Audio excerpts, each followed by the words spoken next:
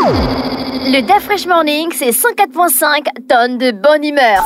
Tous les matins sur Urban FM. La meilleure radio de la capitale. La meilleure radio de la capitale.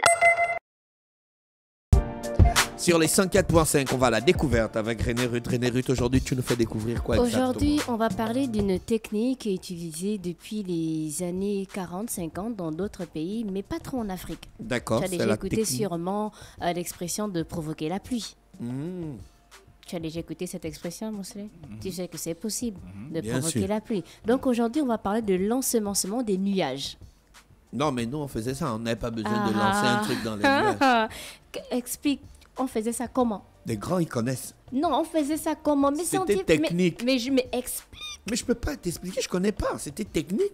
Qui faisait ça? Nos parents, Quels parents? nos ancêtres. Mon Oh. grand-père, Ton grand-père provoquait la pluie. oui, pouvait provoquer la pluie. Comment? Hein? Comment? Lui, il connaît, c'était sa technique. Ah, d'accord. Ouais, c'est vrai. Mais tu vas au Gabon, en fait, ailleurs, on arrive à expliquer Mais comment nous, est-ce nous qu'on sommes- arrive c'est à comme faire demander telle à quelqu'un qui n'est procédure. pas scientifique de t'expliquer la procédure que tu vas présenter.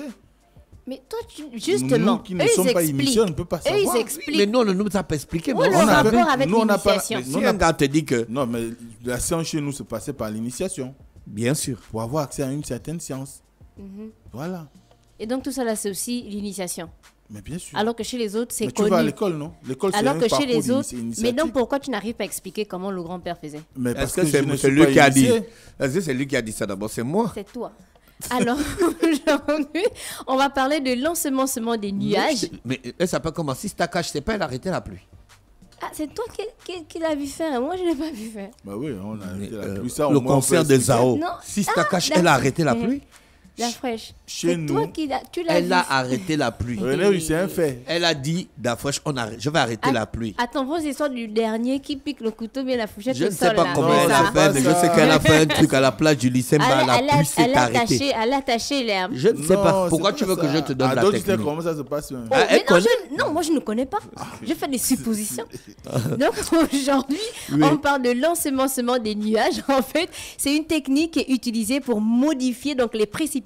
En gros, cela consiste à introduire des cristaux de glace ou encore des produits chimiques dans les nuages pour contrôler la formation de précipitations. Donc cette méthode peut être utilisée dans le but de les augmenter dans une région donnée, par exemple pour lutter contre la sécheresse ou encore pour disperser les nuages afin d'éviter les précipitations indésirables. Alors on vous en dit plus. On va commencer par le commencement. D'abord, c'est quoi un nuage et que se passe-t-il quand il y a la pluie, par exemple? Qu'est-ce qu'un nuage? En fait, les nuages sont formés de gouttelettes d'eau ou encore de cristaux de glace en suspension dans l'atmosphère. Et leur apparence dépend donc de la nature, de la taille des particules qui les composent, ainsi que la lumière qui les éclaire. Donc, ils peuvent sembler blancs, transparents, ou au contraire lourds et aussi menaçants selon les conditions météorologiques. Et à l'intérieur d'un nuage... Bon, c'est pourquoi que si on jette l'eau en l'air, ça redescend.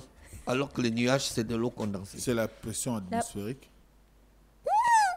Mais la fraîche, quand le nuage est trop lourd, il tombe non sous forme de Tu as pluie. déjà vu un nuage tomber? Mais justement, quand Ah on parle non. de la pluie, Non, d'Afrique, non, non, le pas le nuage, c'est nuage pas- comme c'est tu... pas l'eau qui tombe, Non, c'est pas attends d'abord. Quand tu parles de nuage, genre, et puis tu dis de tomber, c'est genre tomber et puis tu vois la forme même du nuage. Hmm. Oh, la fraîche. Mais je veux comprendre. Non, c'est pas D'accord, pareil. allons. Donc, à l'intérieur d'un nuage, on a des particules en mouvement qui sont constantes, qui fusionnent, qui fondent, qui s'évaporent, qui se subliment pour former donc de nouvelles gouttelettes ou cristaux qui favorisent ainsi l'évolution de sa forme. Que se passe-t-il quand il pleut? Donc, lorsque ces particules-là qui composent nos nuages deviennent assez lourdes, elles tombent vers le sol sous forme de précipitations, alimentant donc les réserves d'eau douce.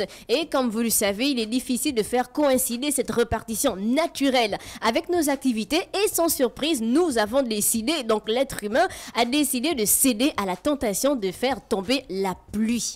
Alors, l'origine de l'ensemencement des nuages, donc c'est une technique qui a été découverte aux États-Unis en 1946. On a des scientifiques, on a un qui s'appelait Vincent Schaeffer, un chercheur américain qui travaillait pour General Electric, qui était le premier à démontrer qu'il est possible de modifier les nuages, donc donc en utilisant de la neige carbonique, c'est la glace sèche, il a réussi à déclencher les précipitations dans des conditions contrôlées. Après, on a un autre qui est arrivé aussi, qui s'appelle Bernard von Gott, qui est également un membre de General Electric, qui a découvert que l'iodure d'argent pouvait être utilisé comme agent pour l'ensemencement des nuages. Et les premiers tests grandeur nature ont eu lieu donc dans les années 1950 aux États-Unis, où cette technologie-là a été mise en œuvre pour augmenter les précipitations et réduire les tempêtes de grêle. Donc il existe 3 principales méthodes d'ensemencement des nuages. Ils peuvent être tirés donc depuis l'avion, donc on appelle ça l'ensemencement par avion. Donc on a des avions qui volent au-dessus des nuages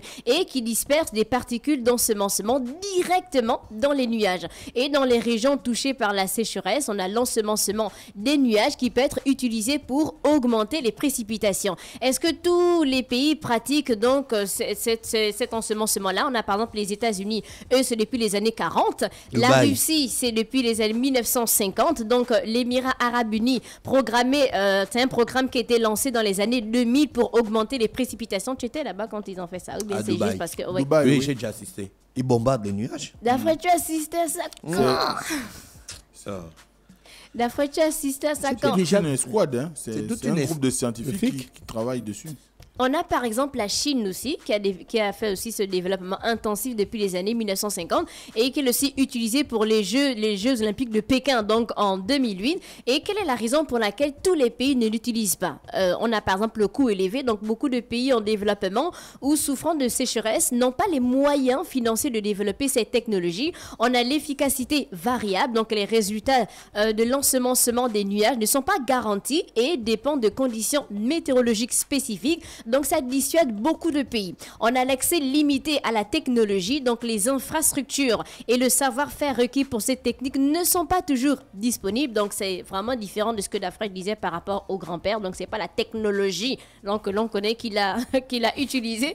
On a l'implication environnementale. Donc, certains pays craignent des effets à long terme de l'utilisation de produits chimiques comme l'iodure d'argent sur l'environnement et aussi sur la santé publique. On a les conflits d'intérêts régionaux. Donc, la manipulation des précipitations peut entraîner des tensions avec les pays voisins parce que l'eau, c'est une ressource partagée et on a des priorités différentes. Donc, certains gouvernements préfèrent investir dans des solutions structurelles comme la construction de barrages ou encore de systèmes d'irrigation améliorés. C'était donc la rubrique du jour. On parlait de l'ensemencement des nuages.